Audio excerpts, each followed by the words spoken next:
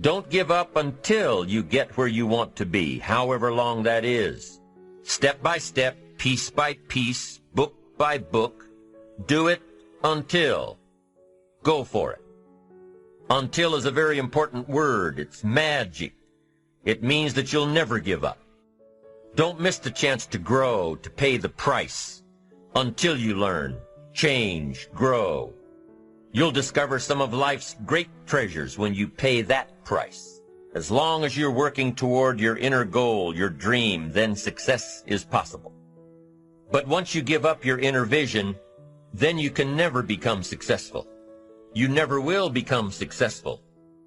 Until doesn't even matter. Now, maybe the person who's been working on a project for 10 years can be successful in his own right, if he's honestly working toward it, doing everything to make himself worthy of reaching the dream, really happy with where he is, doing it until, then maybe he is a success. It's a personal thing, going for it one step at a time, going for small accomplishments along the way for however long it takes.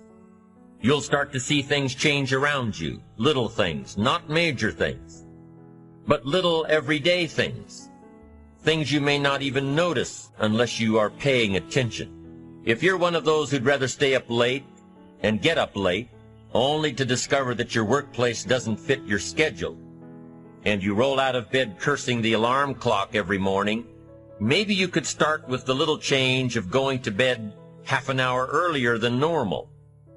And maybe you'll see, in time of course, you can't train your body overnight, maybe you'll find out that you jump out of bed in a better mood, and that your day will start better, and that you'll get more done.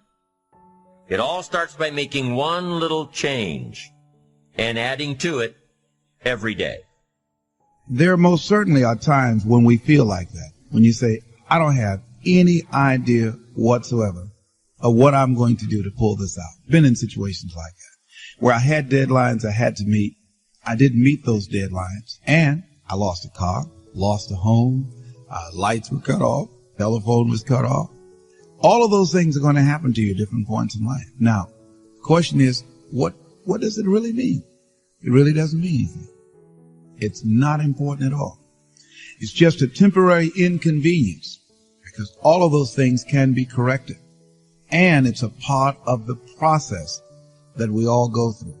Now, the challenge is, in the midst of all of these things, is one, to stay focused on your goal, and two, to keep your expectations of making it happen, and relentlessly looking for ways in order to pull it out.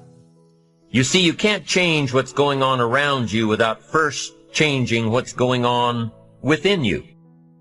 Start changing how you look at mornings, and sure enough, people will start changing how they look at you. When you start changing how you think, how you act, how you treat others, how you treat yourself, when you start responding instead of reacting to life, life will start responding to you. I'm telling you that you can do it with your lifestyle. You can do it with your sales career. You can do it with any part of your life. If you are looking for equities unmatched, don't curse the only thing you have, seed and soil, sunshine and rain, miracle and seasons. But start processing things like we're covering in this program, and change will take off for you.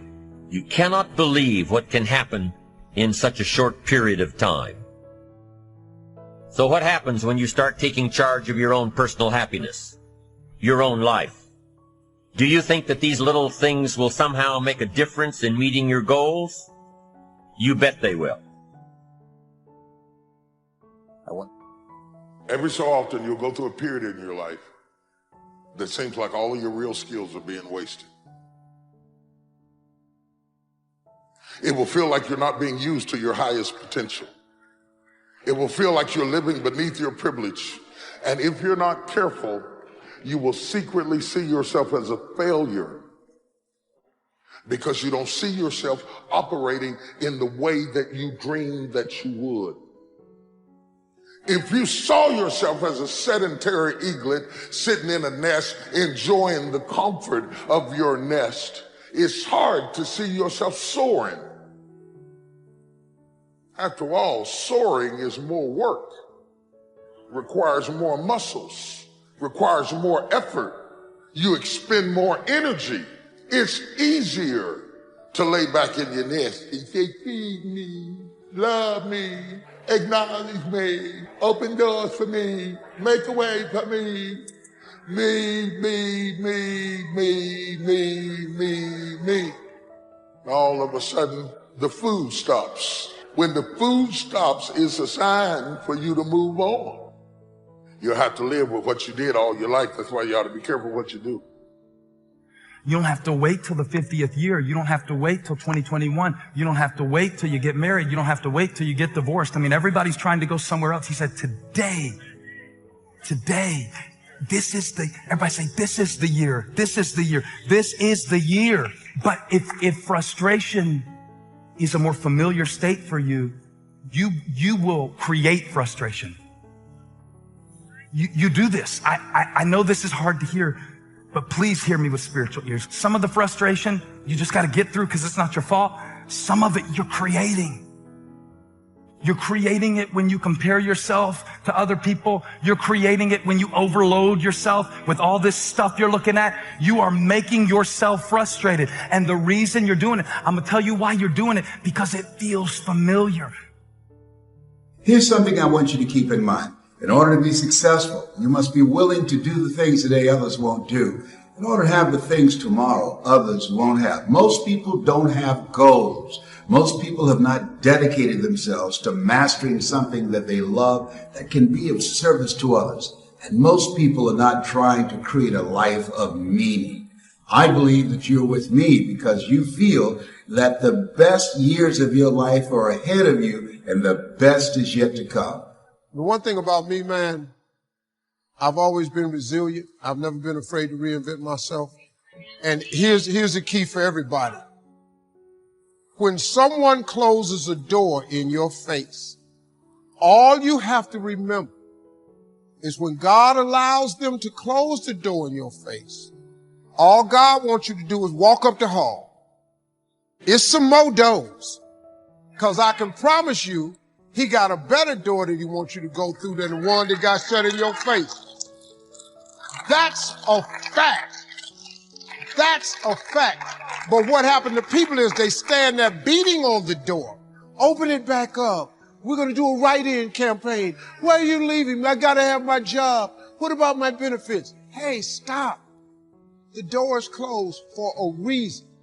Because God just wants you to walk up the hall because he got another door.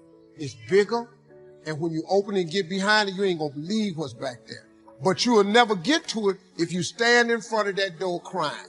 Help me, my family, stop. Go up the hall, man. These people that close doors in your face, they ain't the only door. They ain't the only door. You can either live a life of scarcity and believe that you're going to lose what you have, and then you begin to hoard and fence in and protect and lock. Or you can just believe that there's more out there to experience than you've ever experienced. There's more to see than you've ever seen. There's more to do than you've ever done, and there's more to discover than you've ever discovered. Here's what I know. If you have a scarcity mindset, you'll find very, very little good stuff that happens to you. And if you have an abundance mindset, you'll find a whole bunch of good things that are going to happen to you. And what's interesting is the two of you can be side by side, and one is barely making it, and the other is just getting blessed beyond measure. You see, the abundance is out there, but you have to have an abundance mindset to receive it and to achieve it.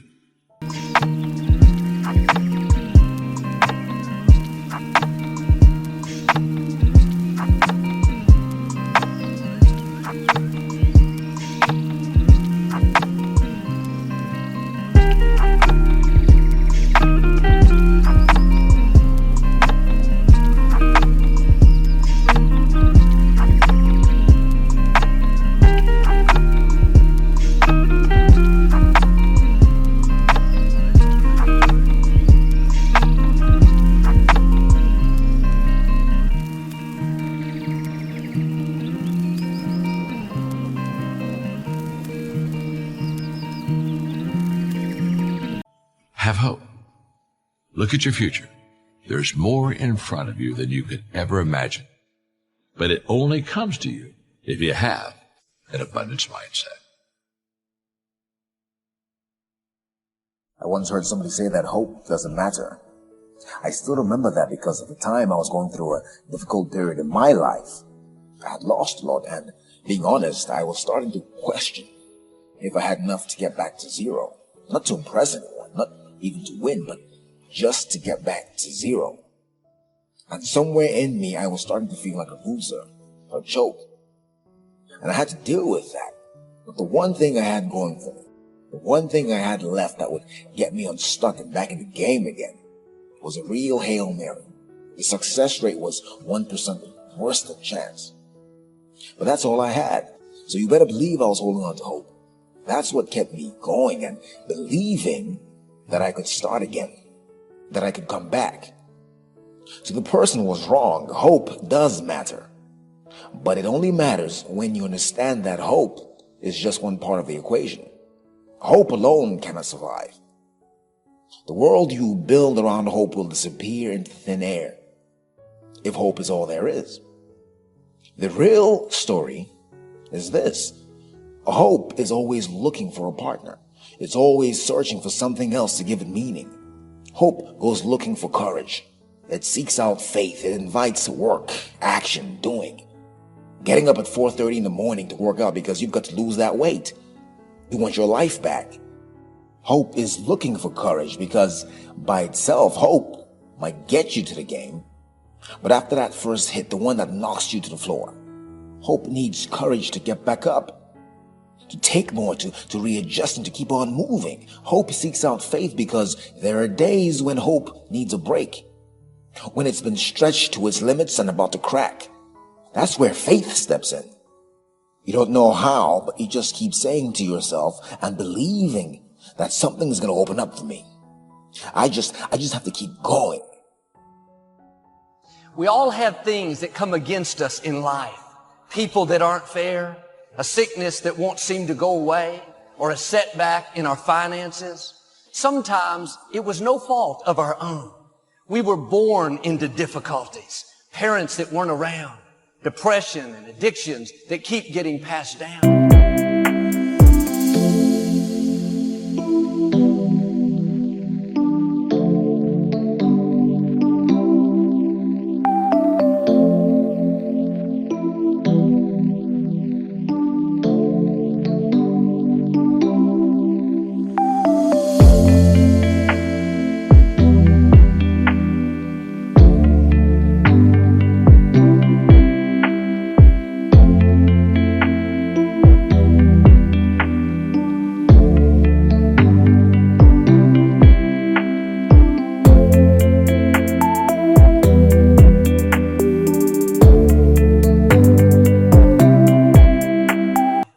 Wonder, why am I having this opposition?